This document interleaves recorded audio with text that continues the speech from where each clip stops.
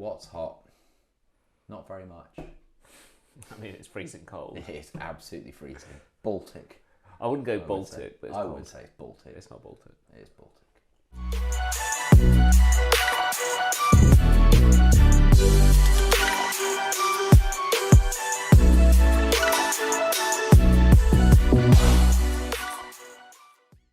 Right, let's go. What is up, YouTube? It's James from Robin Henry Watches. You sound like you've just been fingered.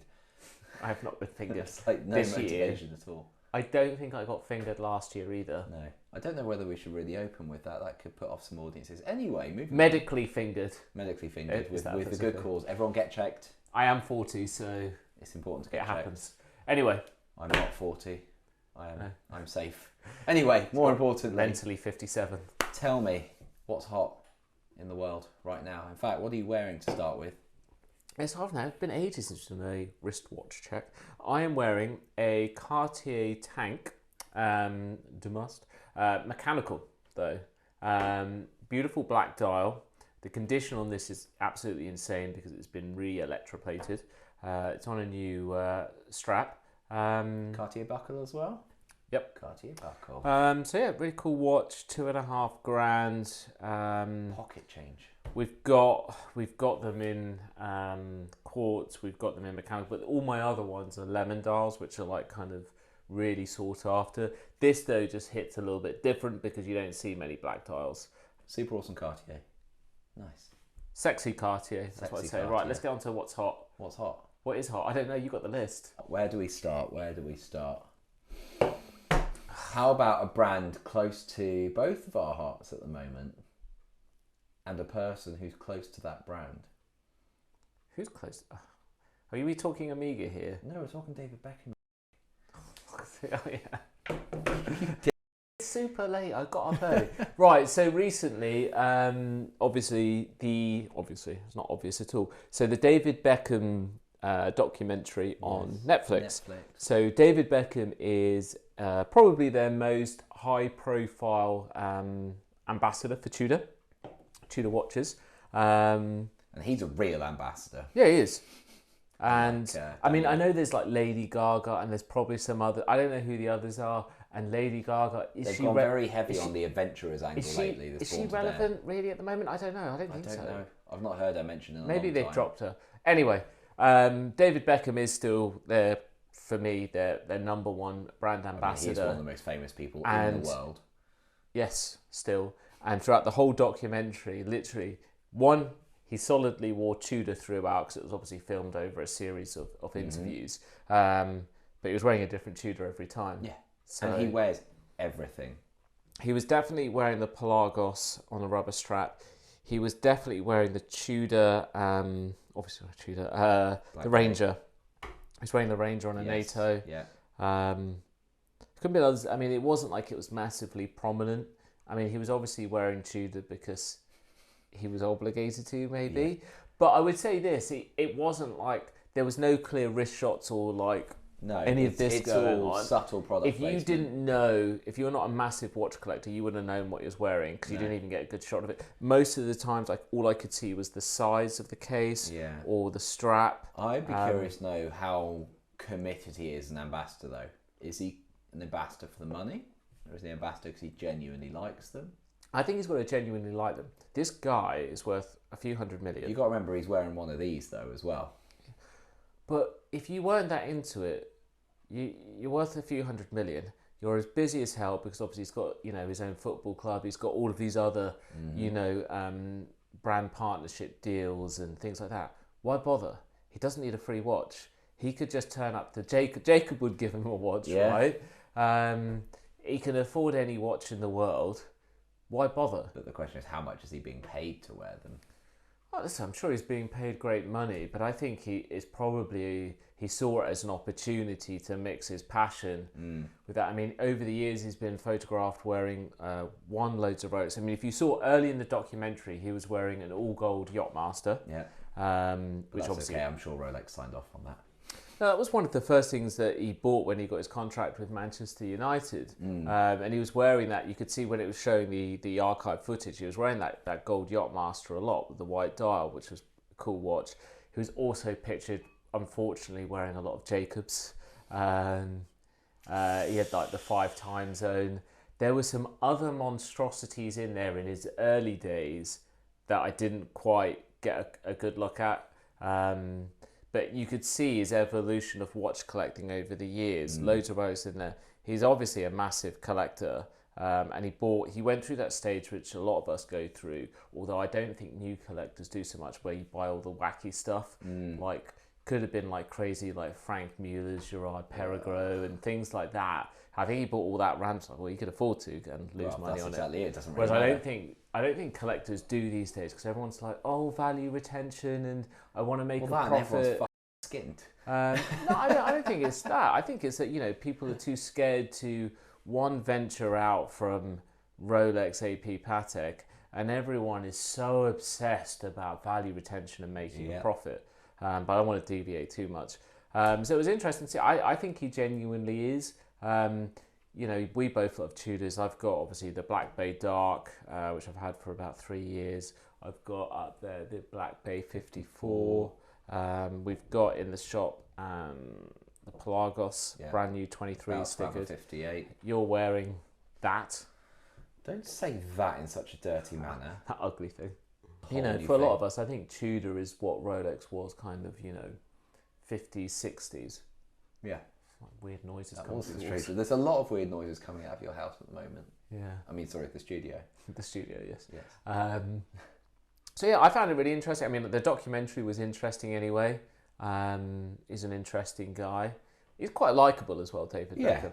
100%. So yeah, I was enjoying it, and I liked seeing his Tudors. Yeah. So you know what, David, you get a 9 out of 10 for being a good guy, a good egg. he is pictured sometimes wearing other watches, but it is genuinely Rolex. And technically, you could say under the umbrella of the Rolex family, which Tudor falls in. Rolex allows themselves to be associated with Tudor. Exactly. Let's go on to Amiga. Oh no. Go on. So they recently released this Planet Ocean. They took a massive watch and made it massiver. Speaking as a guy wearing a massive watch, this is stupid massive. And this is, it's in ceramic with titanium. The movement's made in titanium. But I think the standout point here, I mean, obviously put a picture of the watch up. Is it visually attractive? Yes, it's a good looking watch. Yeah, it actually is. But it's 45.5 millimeters, which is obscene. Width. And then it's nearly 18 millimeters thick. Which is obscene. Which is obscene. And then, if that all wasn't obscene enough... Give us the price, Jimmy. 21,000 Great British pounds. For now, until the next price rise. So you got to think, so they do a standard one in black ceramic, which is a lot less. I think, and this thing I'm going to get flamed. I mean, no one watches it actually, so I'm fine. About 12,000, roughly. Yeah. Black ceramic with a normal movement in, but this one's got the titanium movement, which...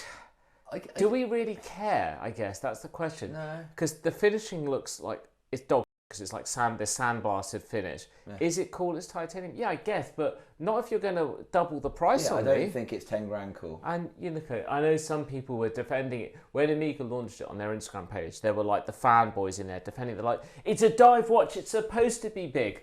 Okay, 18 millimeters thick? Yeah, it's a dive watch, but they actually want to sell it to people. What does the thickness do for diving? Nothing. It used to, when that's all they had. To get to that, you know, the depth rating on it is impressive, but Amiga, the champions of technology, are using an outdated technology as justification. No. It's not needed. Like, who at Amiga was like, I've got this idea, right? We've already got this watch, this Planet Ocean, GMT, and ceramic. It already does the job. Why don't we make it grey, put titanium movement in it, a few little upgrades, 21 grand. I wonder whether the titanium needs to be Who's thicker. buying that watch? Who's buying it? Exactly. No one's buying it. Other than some serious, hardcore, like, obsessed Amiga fanboys that are just like, that want to make the point to go and argue with people on some Amiga forum. I don't get who's the only justification I can think of is if the movement needed to be thicker because it's titanium, so the weight on the rotor and like that. No. Amiga has a history of making obscenely thick watches, and they wonder why Planet Ocean does not come into the same conversation as Submariner. No. It's not a competitor. I know they think it's a competitor. You know, it's an average-looking watch that is far too thick, and it's never been accepted, you know, on a mass scale like the Submariner, and it never will because it's too thick. Yeah. It's too big. I mean, why didn't they make it in the 39.5 millimeter? Because their 39.5 millimeter is already way bigger than Rolex's 41. Yeah, because it's the way they work the proportions. But also the thickness, it needs to be tapered down significantly. It's got to be at least below 14 millimeters thickness, at the least. But, you know, you can use, you know, the standard of what everyone, you know, wants, and they want it thinner. It doesn't have to be an ultra thin, but you know, it can't be at maybe best, 18 that millimeters. thick. That's 15 and a half, I think, and that's. I think they need to be at 14. If I think if they want to sell it, or if they really wanted to appeal to people, go for 12 millimeters. Yeah. That's not that thin, but you know, that would be average. Exactly. And they could actually have a hit on their hands for once, and then to put it at 21. I mean, it's silly. Like, yeah, what we'll do is we'll charge double what a Daytona is. Yeah. Like, brilliant strategy. Or how much is this a normal GMT? I don't know, $7,000. So what we'll do is we'll take the Rolex GMT and we'll just triple the retail price, and I'm sure that people will want this. Yeah, no. Well, I don't know what brand of crack they're smoking, but it's got to be great. I understand it. So modern Amiga continues to baffle me. I have zero interest in modern Amiga. Yeah, I'll give them props for the Speedmaster still being accessible and at a reasonable price. It's not cheap like it used to be, but it's reasonable-ish. I mean, yeah, in my time of collecting, they've more than tripled the price. Like, I don't really know how you justify that, but whatever. But the rest, I just don't get Amiga anymore. And that's why I've taken it off my website. I don't want to sell modern Amiga. Vintage Amiga, yeah, there's still a rich history there, and it's interesting. There's a lot of depth to that catalogue, and it's great value. That was kind of their heyday as well. And I mean, the reason why it's great value though is because they've done such a bad job at the top end of modern watches that the vintage is still being overlooked, and that's why it's so cheap. Yeah. What Amiga could really do with is a Tudor. What do you mean? Or a subsidiary or a proper heritage collection.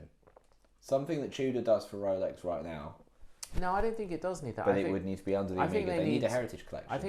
I think Amiga need to decide who their customer is, understand what their customers want, and focus more towards that. The crappy bracelets, the thick watches, the huge size, the aspirational, you know, crack asking prices of what retail prices of their watches. It needs to stop. You know, they're pricing their watches now way higher than Rolex in a lot of cases. Yeah. And it's like, your brand ain't better than Rolex. There. No. I'm not saying everything should be measured to Rolex. You know, AP does a great job with the Royal Oak. Patek is great kind of overall. Yeah, but Amiga's not Tudor's in that league. doing a good place in their segment. Below Amiga, because obviously at most Amiga needs to operate at Rolex levels. Yeah, Amiga has gone a lot of length to try and position themselves above Tudor, and to be fair to them, I do think it is above Tudor. Yeah. But this pricing is and their specs they're getting out of hand, and I'm so turned off to it. I totally agree. But anyway, so no. I'm also quite upset they haven't phoned us yet about our bracelet idea. I know, right? It's very petulant. It's very and short-sighted. It is short-sighted. Maybe they're confused in HQ. They're definitely confused. All right, moving on. Jolly good. So that was a positive review. We put one in the wrong category. Didn't really know what we were doing, so it's our usual organisation. Yeah. I blame the cheap... The Brooklyn Brewery. Pilsner crisp lager. I didn't know Brooklyn only had one brewery. You could tell there's a cost of living crisis in my household. Yeah, no Heineken. But anyway, so like, comment, subscribe. Let us know your thoughts down below. Check out the shop, robinhenrywatches.com. Amiga fanboys, do your worst. Exactly. I have no Amigas for sale. I do not intend to stock or sell any Amigas in the short to medium term. Yeah. Check it out. Merry Christmas. Merry Christmas.